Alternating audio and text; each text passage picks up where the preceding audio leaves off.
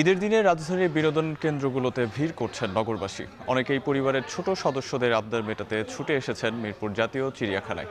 বিভিন্ন খাঁচার সামনে ভিড় করছেন নানা বয়সী মানুষ। এ নিয়ে আরও বিস্তারিত জানাতে মিরপুর চিড়িয়াখানা থেকে যুক্ত হচ্ছেন সহকর্মী রাজু আহমেদ। রাজু, ঈদ মোবারক আপনাকে। ঈদের দিনে চিড়িয়াখানায় ভিড় কেমন দেখছেন এবং ঈদ উপলক্ষে চিড়িয়াখানা কর্তৃপক্ষের বিশেষ কোনো প্রস্তুতি বা আয়োজন চোখে পড়ছে কিনা জানাবেন।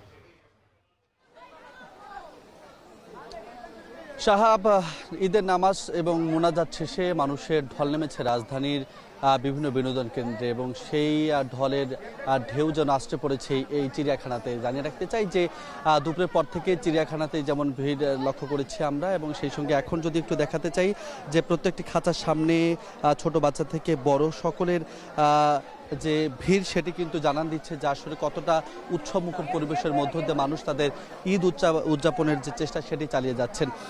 সেই সঙ্গে একটু জানিয়ে রাখতে চাই, শুধুমাত্র মুসলিম ধর্মাবলম্বী নয়, আমরা এই ঈদ উৎসবে সামিল হতে দেখেছি বিভিন্ন ধর্মের মানুষকে। হিন্দু ধর্মাবলম্বী অনেকের সঙ্গে আমরা কথা বলছি, তারা বলছেন যে উৎসব যার যার আনন্দ সবার, সেই প্রত্যাশাকে ধারণ করে মূলত তারা আজকের এই দিনটিকে বেছে নিয়েছে ঘোরার জন্য।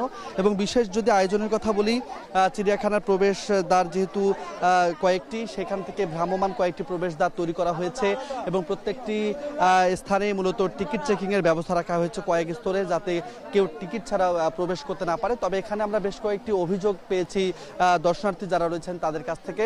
তারা যেমনটি বলছেন যে খুব ছোট ছোট বাচ্চাদের টিকিটের মূল্য গ্রহণের অভিযোগ তারা যদিও করছেন, যদিও এখানে পূর্ব থেকে নির্দেশনা দেওয়া ছিল যে 2 বছরের বড় সকলের জন্য আসলে টিকিট কিনতে হবে। সেই নির্দেশনার পরও কিন্তু এই অভিযোগগুলো আমরা পেয়েছি। এবং ভেতরে আইনশৃঙ্খলা রক্ষাকারী বাহিনীর সদস্যদের টহল আমরা দেখছি, যাতে করে কোনো ধরনের অপ্রীতিকর ঘটনার সৃষ্টি না হয় সেই বিষয়গুলো কিন্তু আইনশৃঙ্খলা রক্ষাকারী বাহিনীর সদস্যরা দেখছেন। এবং উৎসবের আমেজের কথা যদি বলি, আমি প্রত্যেকটি মানুষই আসলে স্বস্তির কথাই বলছেন। এবার ঈদ নির্বিঘ্নে এবং সাবলীলভাবে কাটাতে পারছেন তারা, এই প্রত্যাশা তারা করছেন। এবং শুধুমাত্র এই বিনোদন কেন্দ্রটি নয়, অন্যান্য বিনোদন কেন্দ্র আমরা একই ভিড় দেখেছি। সাহাব, এই ছিল মিরপুর চিড়িয়াখানা থেকে আমার কাছে এখন পর্যন্ত সর্বশেষ। ঈদ উপলক্ষে মানুষের উৎসব উদযাপনের বিস্তারিত জানাতে মিরপুর চিড়িয়াখানা থেকে আমাদের সঙ্গে যুক্ত ছিলেন সহকর্মী রাজু আহমেদ।